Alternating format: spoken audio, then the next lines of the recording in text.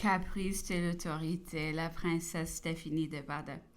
22. Dans la journée, il y a beaucoup question des matelots anglais du Northumberland qu'on nous avait donné comme domestiques et qu'il s'agissait de nous retirer en cet instant. Ils étaient pourtant avec nous en vertu d'un contrat réciproque qui liait les deux parties pour un an. Mais nous sommes en dehors du droit commun. Le gouverneur disait que l'admiral les demandait absolument. L'admiral disait qu'il les laisserait si le gouverneur les voulait. On nous donnait des soldats en échange, mais on nous les a pris, rendus, repris et rendus de nouveau, sans que nous puissions deviner ce qu'on voulait. Mais trouvons chez l'empereur et en attendant son dîner, la conversation est tombée sur l'établissement de Madame Campin. Les personnes qui y ont été élevées de fortune que l'empereur a faite à plusieurs d'entre elles et il s'est arrêté particulièrement sur Stéphanie de Beauharnais, devenue princesse de Bada, qui y a dit d'affectionner beaucoup, et il est entré dans un grand nombre de détails à son sujet. La princesse Stéphanie de Bada avait perdu sa mère, n'étant encore qu'enfant, et fut laissée par elle aux soins d'une Anglaise.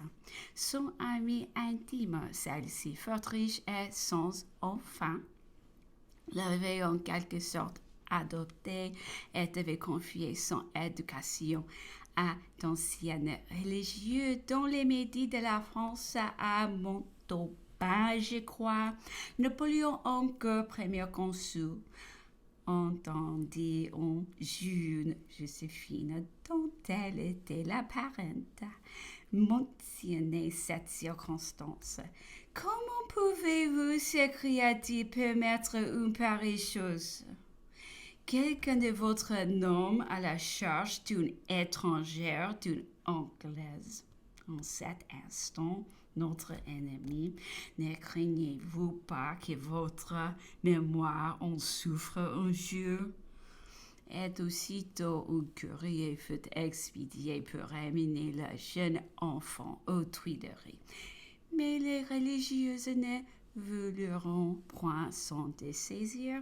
Napoléon eut pris les informations et autorisations nécessaires et bientôt il faut expédier un second courrier au préfet du lieu avec ordre de se saisir à l'instant même de la jeune Beauharnais au nom de la loi.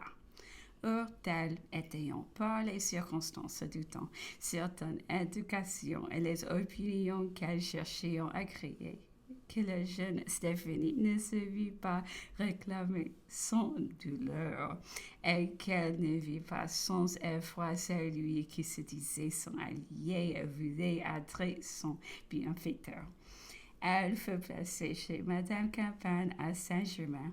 On lui prodigua toutes sortes de maîtres, est-elle non sortie qui put jeter un grand éclat par sa beauté, ses grâces, son esprit et ses vertus?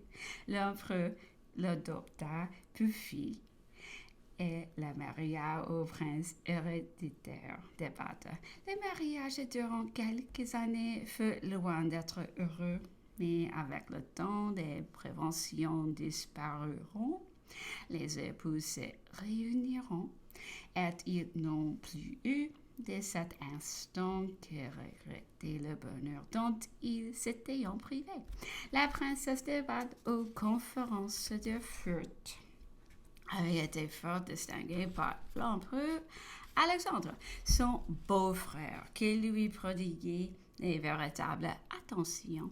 On le savait peu et oubliait les gens dirigeant la haute politique lors de nos désastres de 1813.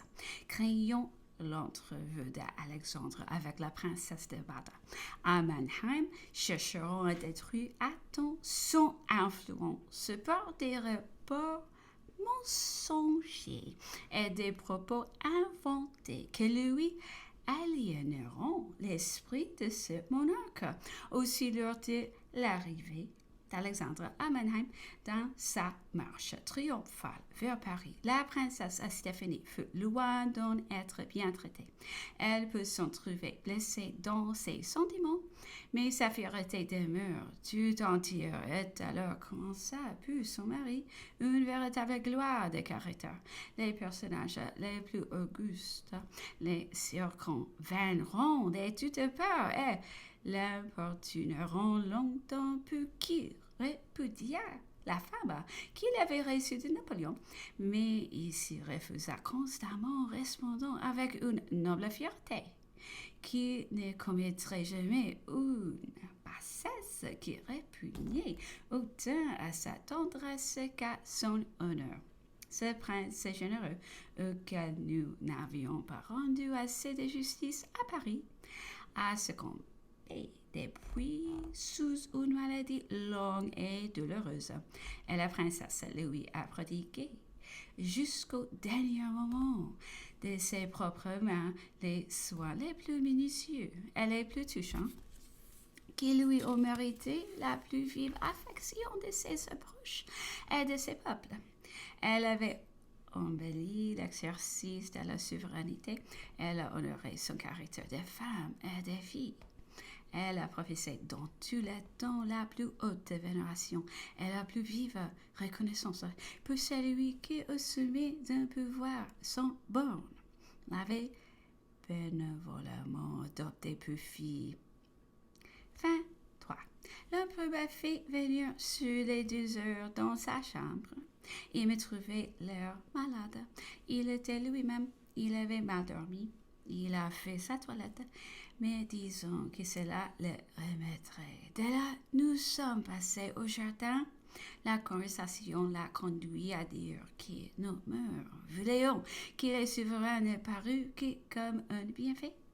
Les actes de rigueur devaient passer par les autres. La clémence devait lui demeurer. C'était son premier domaine. À Paris, on lui avait reproché parfois, disait-il, certaines conversations, des paroles qui n'auraient pas dû, il est vrai, exprimer lui-même. Cependant, ajoutait-il, sa situation personnelle et son extrême activité, la plupart de ses actes qui venaient tout réellement de lui, auraient dû lui faire passer, disait-il, bien des choses. Du reste, il rendait justice au tact extrêmement fin de la capitale. Nulle part, sans doute, observait-il, il ne se trouvait autant l'esprit ni plus d'égout qu'à Paris. Il se reprochait la scène de Portales au Conseil d'État. Moi, je l'avais présente, je lui disais l'avoir trouvé en quelque sorte paternelle. Il y avait pourtant quelque chose de trop attiré-pris, de m'arrêter avant de lui commander de sortir. La scène eut dû finir, puisqu'il ne se justifiait pas par un simple « c'est bon ». Il ne dut trouver le châtiment que chez lui. Le souverain a dû jeter des palais en colère. Peut-être étais-je excusable dans mon conseil. J'y étais en famille, ou bien peut-être encore mon cher. Après tout, cela demeure-t-il une vraie tort de ma part. On a ses défauts, la nature a ses droits.